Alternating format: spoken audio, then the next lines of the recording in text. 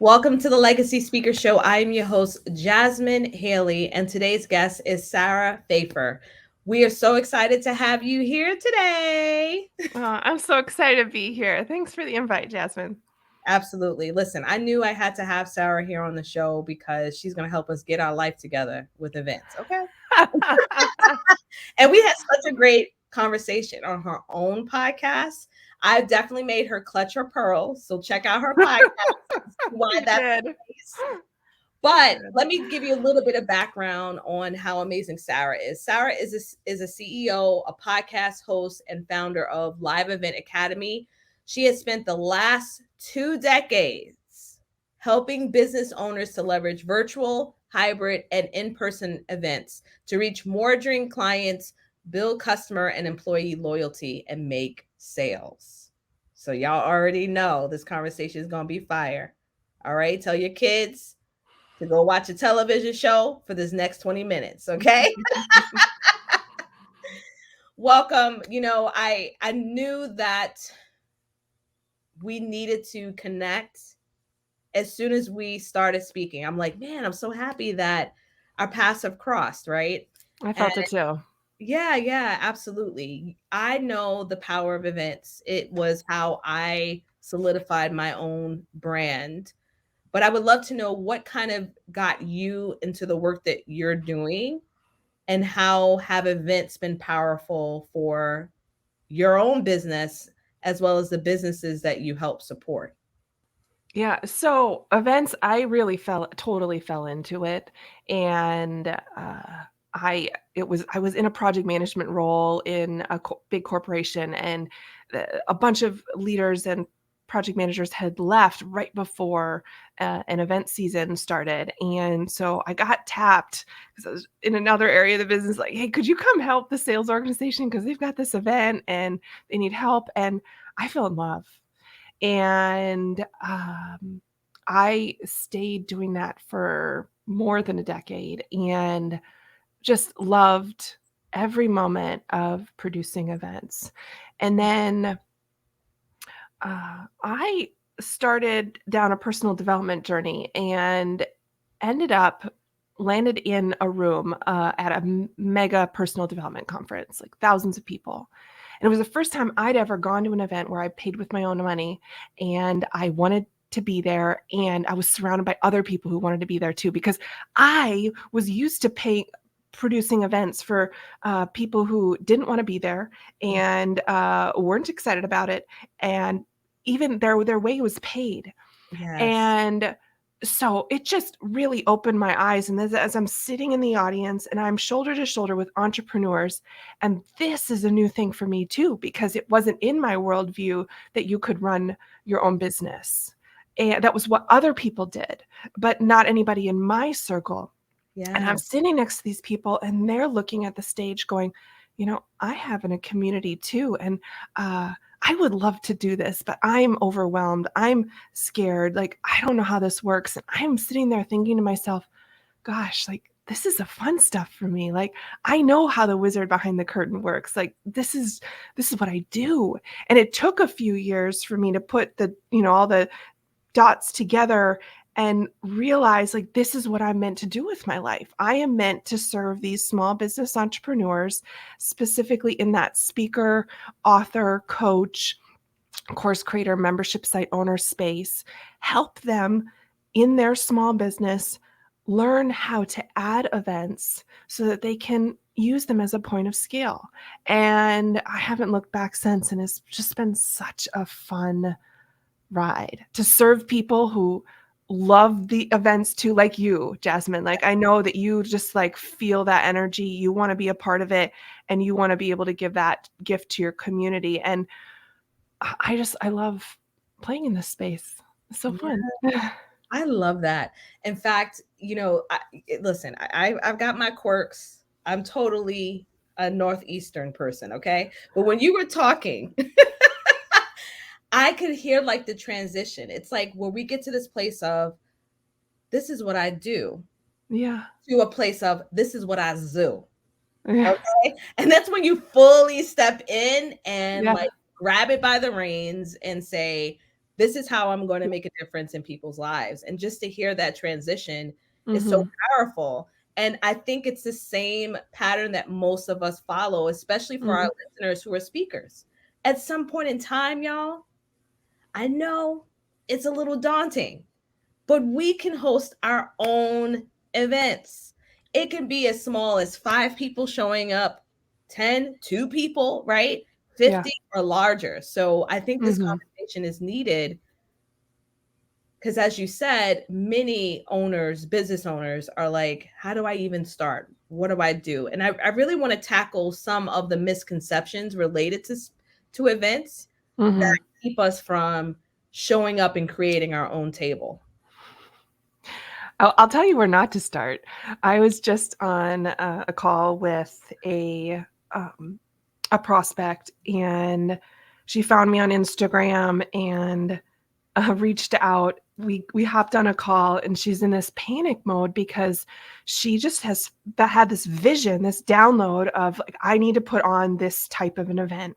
And then she went out and like booked the hotel, booked a huge sleeping room block, and now it's weeks before the event, and she has all these expenses she's committed to, and she has not filled the event, not even close.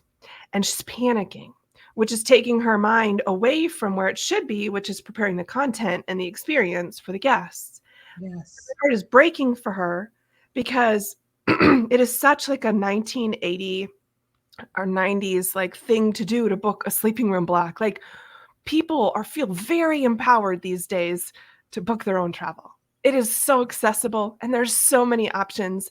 And when you're just starting out, and you can tell I'm like, this is a soapbox for me, you do not need to be incurring expenses that you just don't have to. Like, don't put yourself on the hook for money that you don't need to put out. Like, it's not necessary.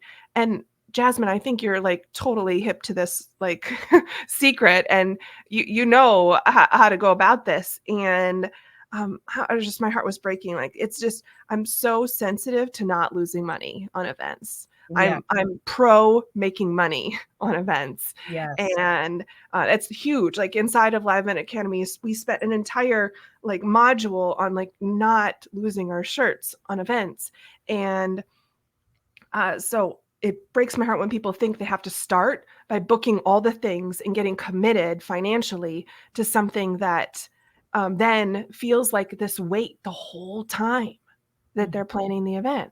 And I don't Yes. want people to feel drained, and I don't want them to feel stressed and overwhelmed. And I think when we get into this place where we involve too much money, it just sucks the joy out of it. Ooh. Okay. You just want to drop the mic. Um, listen to me.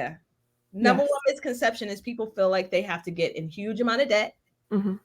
and have to do all the things that it comes with events. You could book a room for $300, $200, Hmm. even for free, Yes. and host an event and make it profitable. But Yes. I agree with you. I have met business owners who have underestimated the amount of time it takes to actually fill a room, Hmm. and they have put themselves in situations where unfortunately they're tied down to a bill that now Hmm. has to come out of their pocket because they Yes. booked rooms. And that was one of the first things I never did. Awesome. I'm I so proud of never, you. and let me just tell you why. Not because someone told me, it was because I heard another speaker just talking Mm, amongst other speakers saying that we didn't have enough people sign up. And now I owe thousands, mm, thousands, yeah. 4 to 5 figure expenses, y'all, off of rooms. And so I just love the fact that you mentioned that people are very savvy, right? They're Yes. able to, and a lot of times there was times even when I was hosting events, I feel like I would have to have a whole buffet. What Yeah. people care about, what they care about is the content. That's It's the why they're mat. It's the magic inside the room. there. Yes. Yeah. Yeah. And I mean, and I come from the space where I am used to taking care of everything. I'm used to planning, like providing every meal, every break with food and beverages, sleeping rooms, transportation, decor, all the things. And I'm so pro all of those things, but not when you're starting. That's not the place to start because um, just don't want. I want you to do that when you have a you've been doing this for a while. You know, you can predict how many people are going to come. Like then it's a very normal time and place to start adding those things because you can expect you've been tracking your metrics from the beginning and you just it's time. Yeah, we can do that, no problem, and it's not stressful. Yes, yes, absolutely. And I love the fact that you stated that tracking metrics. So let's Mhm. backtrack on that a little bit too, because, you know, when I first started my speaking career, I wasn't getting opportunities like I desired. So I went ahead and I hosted my own event. But let me give y'all a little bit of context. I did have experience helping with hosting events for the nonprofit sector. So I had the opportunity to see what a budget was like and what the negotiation was like from Oh the yeah, crowd. So that gave me a competitive edge versus someone that's never done anything before. However, it did allow me my history to really understand what it takes to do the work. And so hmm that's why I really want to just pinpoint at least 2 to 3 takeaways for those who are just beginning, and yeah, we can kind of leverage and segue into someone that may have already done a couple events and what yeah, are some key things they should keep in mind. So for yeah. someone that's just beginning, we already said don't go cray cray on the food and don't go cray cray on the hotel blocks. Yeah, yeah. What would you say would be the second best practice for them? Well, I mean, you brought up metrics, so we can go there. I think if the more that you can track, uh, the better. So that starts with how long did it take you to fill the event? When did you start? And maybe like by the week, when did those registrations come in so that you can start seeing the patterns. Um, and if you're running like some sort of webinar campaign to fill your event, like do all of the basic things like where you're tracking like how many people were invited and how many people registered and how many people showed up and how many people signed up off Mhm. of that for your event. So those basics, but then also I love just the basics of a budget. Like creating a list of categories and putting a number next to each of them of how much you spent on that event so that next event you use the exact same categories and put the number next to it so you know like okay, I had this many people and this is what the food cost or this is what the meeting space cost. Like that'll just help you come to the table just feeling so much more prepared and like in the know. And like when you have that clarity, it just is, it's peace of mind really. I call a budget awareness is peace of mind. And it just takes like just writing that stuff down. Just it's not that complicated, like the tracking of the metrics. But then Right. I think also when you're starting, um, I think the belief that you have the right to build your own stage. You Mhm. absolutely do. Like you Yeah. don't have to be a speaker on everybody else's stage. You could build your own and be a speaker on your own, and you could hold space for the entire agenda, just you. Mhm. Um, you have it inside of you. Yes. Yes, honey. Okay. Mhm. My Yeah, workshop is me and only me. And guess what? It's enough. you are enough. Yes, I am enough, and transformation still happens. So Yes.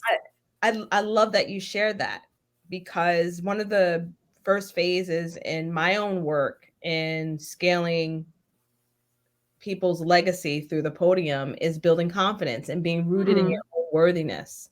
And I Mhm. think that is a critical part that's missing for most of us on why we're not really leveraging speaking, why Mhm. we're not leveraging events, because it does require a huge amount of visibility And what comes from that is a lot of soul work that that needs to be done regarding vulnerability Mm. or shame, Mhm.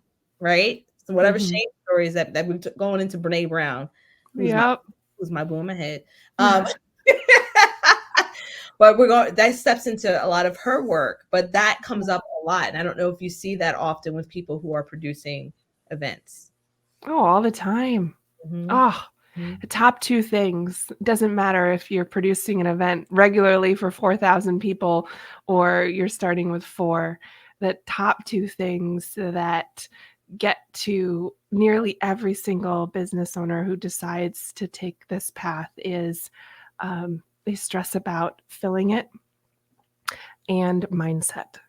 Mm-hmm. And it really is the mindset piece really is a lot around that imposter syndrome. Like, who am I to build my own stage and hold space for 2 hours or 2 days? Like it's a thing. Mm-hmm. Yes, yes, absolutely. Well, as we're heading towards a close, I definitely want to give at least one key takeaway for those who may already be using events in their business. Yeah, And for those of us who are already using events in our business, what is at least one way we can help up level our yeah. events to keep creating transformation for our audiences?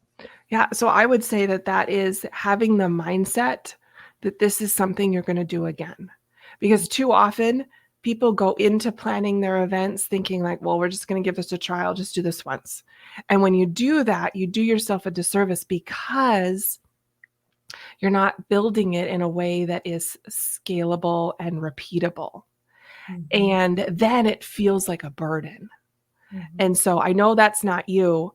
And so be thinking about what systems can I be putting in place, what best practices, how can I be empowering team to support me here, so that I'm not carrying all the burden. I can't be my highest and best self when I'm also schlepping all of the boxes in on the first day, right? Yes, yes, I love that. I think, there was a big shift for me even this year. This year, at the time of this recording, was my first time hosting a repeat workshop. I've done events where it was two-day events. I had never done a one-day event workshop Mm, to this degree, and I just rinsed and repeated in different cities. I literally made a tour out of it. But I love that. thank you. I love that. And now you're going bigger, right? Like, aren't you planning something like a really big, like a conference for Yes. 2023? 2023, we're having our first 3-day conference. Ah, So I'm it's so just for excited for students. you. Me too. This is the next level, right? Yeah. Um, but it just gave me the assurance once I started putting out my information and going out there and hosting my own events and getting clear on what the program outcome was going to be, and then Mhm. what would be the next step of their journey. Mhm. Because everything that you do in your business, whether you're speaking on a stage for the one time or you're hosting your own events, it needs to be aligned some way, somehow to the journey or mission of what you've set for your own business. Mhm. That is the only way that can be sustainable. Like you said, we want to be sustainable and we want it to be scalable. Well, it's got to be aligned to something and it has to have some sort of purpose in the current work that you're doing. Yeah, and I would underline that and say, where does it fit in your ascension model? Where does it fit within your calendar year? Yes. Because I want you to see this event as reoccurring revenue for your business. I Yes. want you to be able to be offering your next one at your current one and constantly just be expecting like revenue to be flowing through to your business every, if you're doing this every quarter or every year. And we do that with just a little bit of intentionality. Yeah. Yes. Yes. And I want y'all to know the possibilities. Events can bring in recurring six-figure income if you Mm-hmm. do it properly, or even Mm-hmm. seven figures. Okay. But that's another Mm-hmm. topic for another time. Because I'm sure some of y'all are like, okay, okay, but how? We ran out of time. So we got to invite people over again. But I really love the work that you do. You obviously know how much I love events. Yes. And I love that you are helping us amplify our voice even further by taking the reins and creating our own experiences. Yes. It's possible for you. It really is. Believe it. Well, tell the listeners where they can find more information about the Live Event Academy and the work that you do. Yeah, I just say go to greenroomcentral.com to subscribe to my podcast, which is Green Room Central. It's Absolutely. available all the places where you get your podcasts. Absolutely. And y'all, if you're already a part of my list, you probably have already seen that episode. It's in heavy rotation. It will be back in my newsletter all throughout the year. So make sure you take advantage of Green Room Central. There are so much pearls that are shared and allows you to dive in deeper with events. So thank you again, Sarah, for coming on the show. I appreciate it. Yeah. Listen, I hope that this discussion today got the wheels turning on how you can take your events to the next level, whether you're just starting right now or you're looking at branching out and scaling. Events have been a huge contributing factor to me amplifying my own brand and voice. It also has allowed me to bring in sustainable income through my business. And so this is not, in my humble opinion, a not it's not negotiable actually. It's not negotiable. If you're a speaker and if you're looking to really expand further, create your own table. It is a magnificent place to be when you're able to do so, but do so strategically, as some of the things that we've shared in this episode today with Sarah. If you have found value in this podcast, I'm going to highly recommend that you go to your podcast app and you leave me a review. Why? Because that allows others to see the magnificent work that we're doing in the Legacy Speaker Show and the work that we're doing here at the Legacy Scalar Consulting Firm. If you're curious to know more about how we help you amplify your voice through your speaking, then check us out at jasminehaley.com and I'll see you at our next episode.